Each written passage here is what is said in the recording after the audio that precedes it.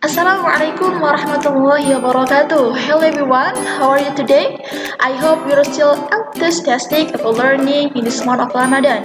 Okay, today we're going to discuss about family system therapy. And there will be Q&A sections after this presentation. Let's introduce myself. My name is Zulfatul Laili and I'm from Department of Islamic Education. And I have a partner to explain this material today. She is Ismi Karimatul Maulidah. This presentation is based on Gerald Corey books entitled Theory and Practice of Counseling and Psychotherapy. Our discussion today consists of three parts. The first is key concept, and the second is therapeutic concept, and the last is application. Okay, let's start it. Introduction. Although the seed of North American family therapy movement were planted in the 1940s, it was during the 1950s that systemic family therapy began to take root, Big Four 2009. Pengantar.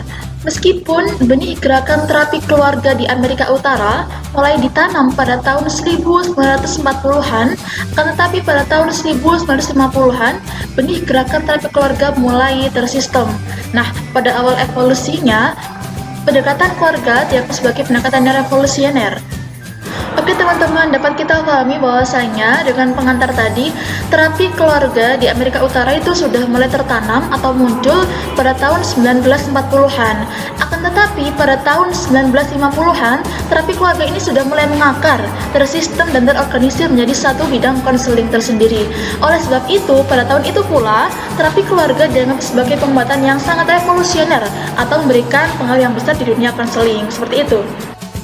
Okay, next part is key concept, the family system perspective. In this sense, a family system perspective holds that individuals are best understood through assessing the interaction between and among family members. Selanjutnya kita masuk ke bagian konsep kunci yang pertama, perspektif sistem keluarga. Nah, dalam pengertian ini, perspektif sistem keluarga menyatakan bahwasanya seorang individu paling baik dipahami dengan melihat interaksi antara dirinya dengan anggota keluarga yang lain. Nah, perkembangan dan perilaku salah satu anggota keluarga ini akan terkait erat atau berhubungan dengan anggota keluarga yang lain juga. Baik teman-teman, dapat kita pahami bahwasanya seorang terapi dapat melihat dengan baik kliennya dengan cara melihat interaksi antara dia dengan anggota keluarga yang lain.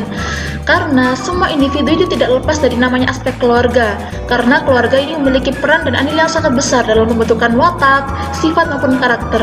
Nah, semua hal itu akan menjadi sebuah nilai dalam diri dia, sehingga akan tertanam dalam diri dia dan akan diucapkan maupun akan dilakukan berdasarkan nilai yang telah tertanam tadi. Oleh sebab itu, keluarga menjadi aspek yang sangat penting dalam proses konseling. Okay, the next concept is differences between systemic and individual approaches. There are significant differences between individual therapeutic approaches and systemic approaches. A case may help to illustrate these differences. Oke, kita masuk ke konsep yang kedua, yakni perbedaan antara pendekatan sistemik dengan pendekatan individu. Nah, ada perbedaan yang signifikan antara pendekatan terapeutik individu dengan pendekatan sistemik. Baik, dengan sebuah kasus ini akan membantu kita menggambarkan antara perbedaan kedua terapi tadi, antara terapi individu dengan terapi sistemik. An age 20 sees a counselor because she is suffering from a depression that has lasted from more than 2 years, and this impaired her ability to maintain friendships and work productively. She wants to feel better, but is pessimistic about her change. How will a therapist choose to help her? An 22 tahun menemui seorang konselor karena dia menderita depresi yang telah berlangsung lebih dari 2 tahun. Dan ini telah mengganggu kemampuannya untuk memelihara persahabat dan bekerja secara produktif. Nah, dia ingin menjadi lebih baik, tapi dia masih pesimis dengan peluangnya. Nah, kira-kira bagaimana seorang terapis memilih cara penanganannya? Baik, antara terapis individu dengan terapi sistemik menggali fakta tentang An, bahwasanya An ini ternyata masih tinggal bersama kedua orang tuanya yang berusia sekitar 60 tahunan. Fakta lain mengatakan bahwasanya An ini memiliki kakak perempuan, yang mana kakak perempuannya sangat sukses menjadi seorang pengacara. Para terapi juga tertarik dengan teman-teman An. Ditemukan fakta bahwasanya banyak teman-teman An yang sudah menikah sehingga harus berpindah ke tempat lain, sementara An masih tinggal di kota tersebut dan hidup kesepian. Okay, in this slides show to all of you that in the left, is how to treat Anne's case with individual therapy, while in the right side is how to treat Anne's case with family system perspective. Okay, if the therapist use individual treatment, the first step is focus on obtaining an accurate diagnosis, perhaps using the DSM-IPTR, American Psychiatric Association 2000. Oke, ketika seorang terapi menggunakan perspektif individu, maka hal pertama yang dilakukan oleh seorang terapi ialah fokus untuk menggali diagnosis yang akurat dengan menggunakan DSM-IPTR, Asosiasi Psikiater Amerika tahun 2000. Baik, mungkin teman-teman ini bertanya-tanya apa sih DSM-IPTR itu? Jadi, DSM-IPTR merupakan sebuah buku yang dirancang oleh APA atau Asosiasi Psikiater Amerika pada tahun 2000. Nah, buku ini berisi tentang klasifikasi tingkat gangguan mental pada diri seorang manusia. Nah, buku ini juga mendata beberapa rumah sakit jiwa yang ada di Amerika Serikat. Seorang terapi individu ini menggunakan buku DSM-IPTR tadi untuk mendiagnosis secara akurat kira-kira tingkat klasifikasi gangguan mental yang ada dari diri Anne. Okay, the next step in therapy individual is begin therapy with Anne immediately. Baik, setelah seorang terapi mendapatkan diagnosis klasifikasi gangguan mental Anne dengan DSM-IPTR, maka seorang terapi individual harus secepat mungkin melakukan terapi bersamaan. Okay, the right size is how to treat Anne's case with family system perspective. The first step is explore the system for family process and rules, perhaps using a genogram. Kemudian pada tabel sebelah kanan ialah bagaimana cara menangani kasus Anne dengan perspektif family system terapi. Oke, langkah pertama ialah jelajahi bagaimana proses terbentuknya sebuah keluarga dan bagaimana aturan-aturan yang ada dalam keluarga, mungkin menggunakan genogram. Baik, dapat kita pahami bahwasannya langkah pertama yang dilakukan oleh terapi sistem keluarga ialah fokus untuk menjelajahi bagaimana proses terbentuknya sebuah keluarga, kemudian juga menggunakan bantuan genogram. Nah, apa sih kira-kira genogram itu? Genogram ialah sebuah pohon keluarga yang menggambarkan silsilah dari generasi ke generasi berikutnya. Okay, the next step in family system therapy is invite Anne's mother, father, and sister in the therapy with her. Okay, langkah kedua yang dilakukan oleh terapi sistem keluarga ialah mengundang ayah, ibu, dan saudara perempuan Anne untuk melakukan terapi bersama-sama. Oke teman-teman, sudah mulai dipahami ya kira-kira apa perbedaan antara terapi individu dengan terapi sistem keluarga. Tadi sudah kita ketahui bahwasannya untuk step awal dari terapi individu ialah fokus untuk menggali bagaimana klasifikasi gangguan mental dari diri Anne. Sementara dari sistem terapi keluarga mungkin lebih fokus bagaimana proses terbentuknya keluarga Anne terlebih dahulu. Langkah kedua yang dilakukan oleh terapi individu ialah sesegera mungkin untuk terapi bersamaan setelah menemukan klasifikasi tingkat gangguan mental dalam diri Anne dengan menggunakan DSM-IPTR tadi. Kemudian sedangkan untuk terapi sistem keluarga ialah lebih fokus untuk mengajak anggota keluarga Anne untuk melaksanakan terapi bersama-sama. Okay, in this slide is still explain about differences between individual therapy with family system therapy. Okay, the individual therapist may focus on the causes, process, and cognitive, emotional, and behavioral processes involved in depression and coping. Jadi yang dilakukan oleh terapi individual ialah fokus pada penyebab, tujuan, dan proses kognitif, emosional, dan perilaku yang terlibat dalam depresi dan coping Anne. Okay, the next is be concerned with Anne's individual experience and perspective. Baik, selanjutnya ialah memperhatikan pengalaman dan perspektif individu dari Anne. Last one is interference in ways designed to help Anne cope. Kemudian langkah yang terakhir ialah melakukan intervensi dengan cara-cara yang telah dirumuskan untuk membantu Anne mengatasi masalahnya. Jadi yang dilakukan oleh terapi individual ialah fokus pada penyebab, tujuan, dan proses kognitif, emosional, dan perilaku yang terlibat dalam depresi dan coping Anne. Okay, the systemic therapist may focus on the family relationship within which the continuation of Anne's depression makes sense. Kemudian yang dilakukan oleh terapi sistem keluarga ialah fokus kepada hubungan keluargaan, yang mana hal ini berkelanjutan dengan depresi yang dimiliki oleh Anne, atau yang masuk akal. Okay, the next step is be concerned with transgenerational meanings, rules, cultural, and gender perspectives within the system and even the community and larger systems affecting the family. Kemudian langkah selanjutnya ialah memperhatikan makna antar keluarga, aturan, budaya, perspektif gender dalam sebuah sistem, bahkan komunitas dan sistem yang lebih besar yang mana itu dapat berpengaruh pada keluarga. Okay, the last one is intervenes in ways designed to help change one's context.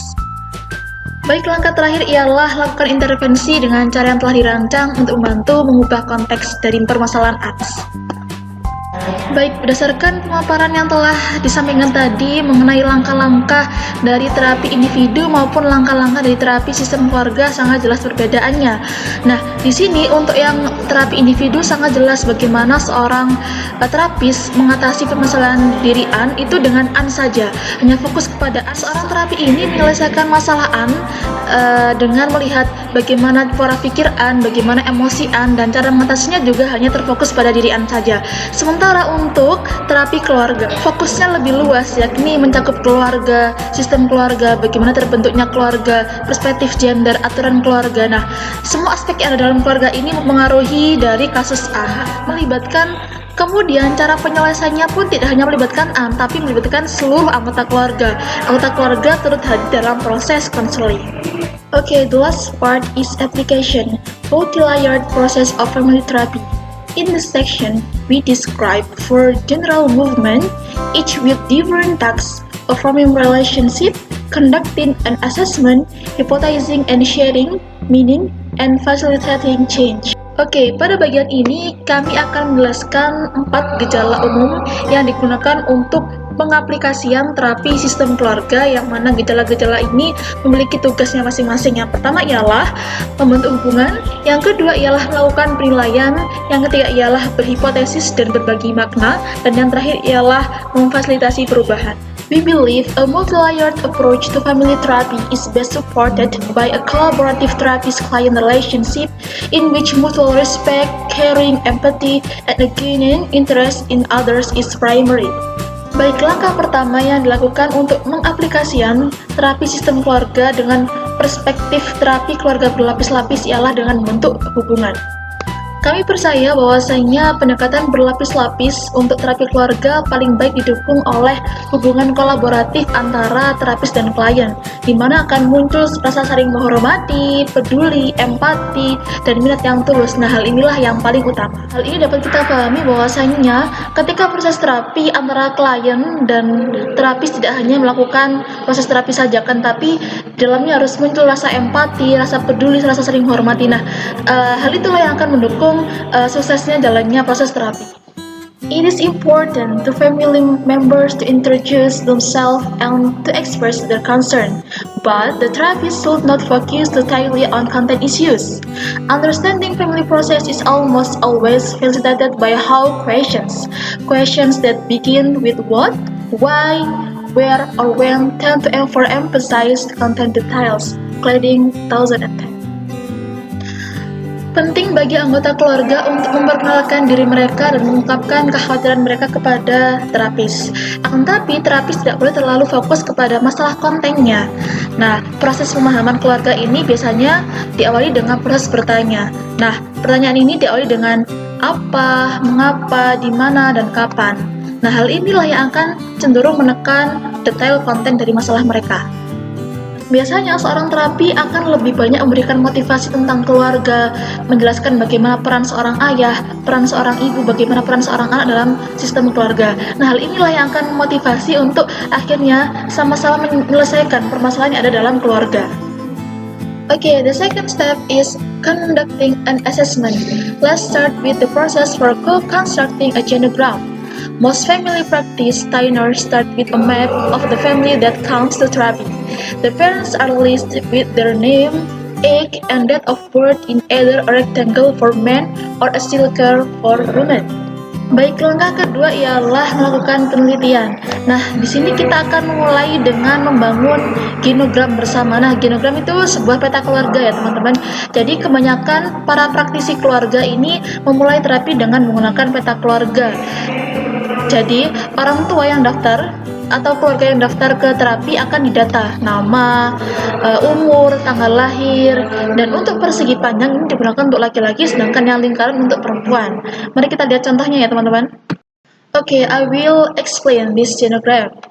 In the above of genogram, Mary married Ralph when she was 20 and Ralph was 26. Their marriage lasted about 2 years and then they were divorced. In 2010, Mary and John were married. Baik, di sini dapat kita pahami bahwasanya bentuk persegi panjang itu berlaku untuk laki-laki, sedangkan bentuk bulat ialah untuk perempuan. Nah, dalam bentuk tadi, di dalam genogram tadi itu dijelaskan nama, umur, dan tanggal lahir. Kemudian, untuk garis panjang ini berarti seseorang itu menikah antara laki-laki dan perempuan melakukan hubungan pernikahan. Di sini saya akan menjelaskan atau membaca makna dari genogram ini ya. Jadi seperti ini. Seorang perempuan bernama Mary menikah dengan Ralph. Nah, saat itu Mary berumur 20 tahun sedangkan Ralph berumur 26 tahun. Mereka menikah hanya 2 tahun, yakni dimulai dari tahun 2006 sampai dengan tahun 2008. Nah, setelah itu mereka bercerai. Pada tahun 2010, Mary dan John menikah. If John and Mary has decided to live together but not commit to a formal marriage, the genogram word is a broken line or disease to indicate an informal relationship like this. Jika John dan Mary memutuskan untuk hidup bersama, tetapi mereka tidak berkomitmen untuk melaksanakan pernikahan secara formal, maka genogram akan menggunakan garis putus-putus. Nah, itu menggunakan garis putus-putus itu tanda bahwasanya mereka belum menikah. Okay, next. When Mary and John have children, their genogram will look like this. Okay, ketika Mary dan John mempunyai anak, maka genogramnya akan terlihat seperti ini. Okay. In the above genogram, it is now 2016, and John and Mary have been married for 6 years. When they had in the above genogram,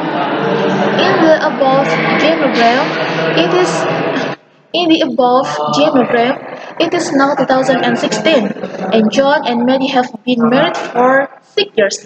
When they had been married for 1 year, Mary gave birth to their first child, a boy that they named John Jr.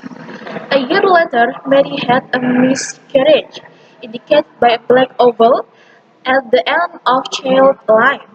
2 years ago, they adopted, indicated by a solid line next to a broken line, their daughter, Anne.